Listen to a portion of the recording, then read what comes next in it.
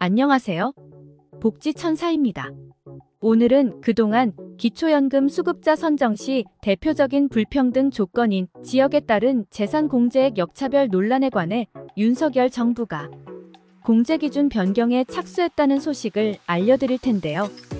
끝까지 시청하시어 어르신들이 불이익 받는 일이 없으셨으면 합니다. 윤 대통령은 대선 때 기초연금을 월 40만 원으로 인상하겠다고 공약했으나 현행대로라면 급속한 저출산 고령화에 노인 70% 지급 기초연금 계속 유지가 어렵다는 분석 결과가 나왔고, 지난해 9월 OECD는 기초연금 지급 대상을 줄이고 급여액을 늘려야 한다라고 권고하고 있습니다. 현재 기초연금은 65세 이상의 소득 하위 70% 노인에게 세금으로 마련한 재원으로 매달 일정 금액을 지급하는 제도이며, 연금이라고 불리지만 사실상 현금성 복지에 가까운데요. 월 10만 원 지급하던 기초노령연금이 기초연금으로 개편되며 2014년 20만 원으로 증액되었고, 2021년부터는 월 30만 원 수준을 지급하고 있으며, 물가 상승이 반영돼 올해 지급액은 월 32만 2천 원입니다.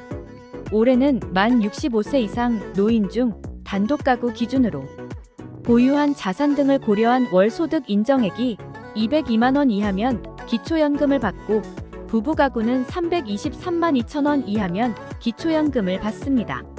그러나 지역에 따른 수급자 선정에 역차별 논란이 계속되고 있는데요. 이에 정부는 소득 하위 70% 노인이 받는 기초연금 수급자 선정 시 그동안 지역별로 역차별 논란이 있었던 재산 공제액 기준을 현실화하는 방안을 추진하기로 했으며, 이유로는 집값이 비싼 수도권 지역이라는 이유로 일정한 소득이 없는데도 기초연금 대상에서 탈락하는 경우가 비일비재했기 때문입니다. 27일 조달청에 따르면 복지부는 전날 흑기초연금 2024년도 대상자 선정 기준 연구의 용역을 발주했고, 수급자 선정을 위해 65세 이상 노인의 소득 하위 70%를 나눌 수 있는 선정 기준액을 새롭게 산정하기 위한 연구인데요.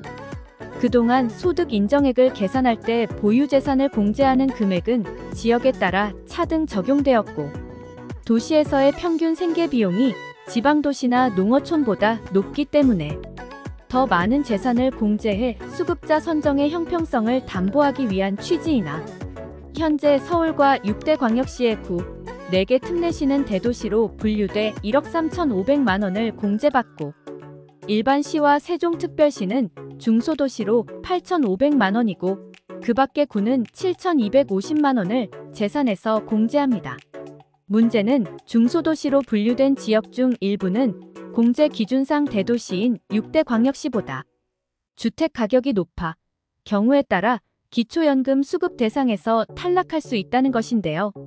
실제 지난달 기준 인구가 90만 명이 넘는 성남시의 3.3제곱미터당 평균 주택 매매가는 약 3,955만 원으로 인천 1,499만 원과 부산 1,454만 원을 비롯한 6대 광역시보다 큰 폭으로 높고, 같은 수도권인 서울 강북구 2,520만 원보다도 높은 수준인데요.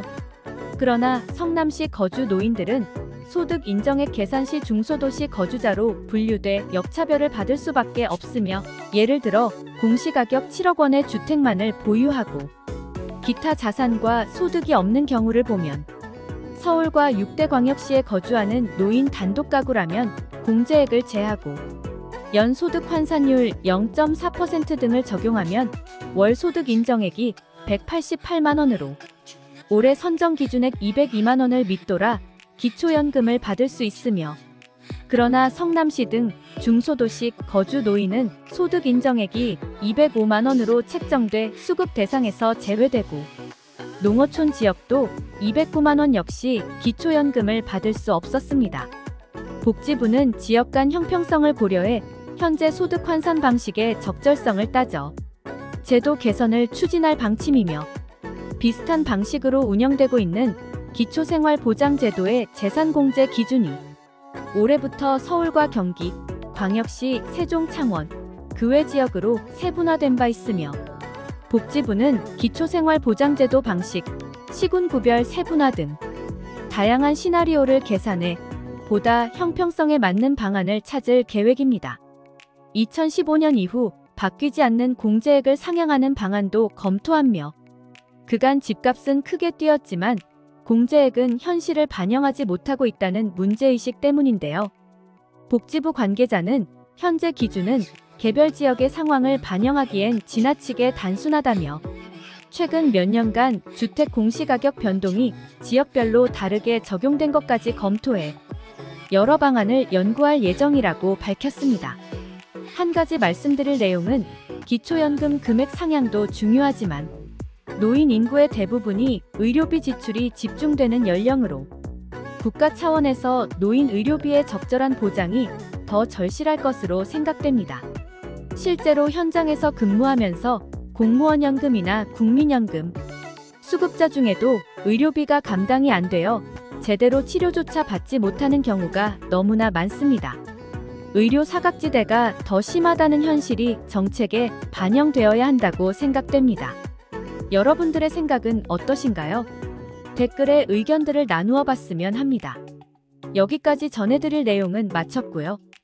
기초연금, 국민연금 등과 노후생활비, 의료복지에 관한 다양한 정보를 공유하시려면 복지천사 채널에서 함께해 주시고요.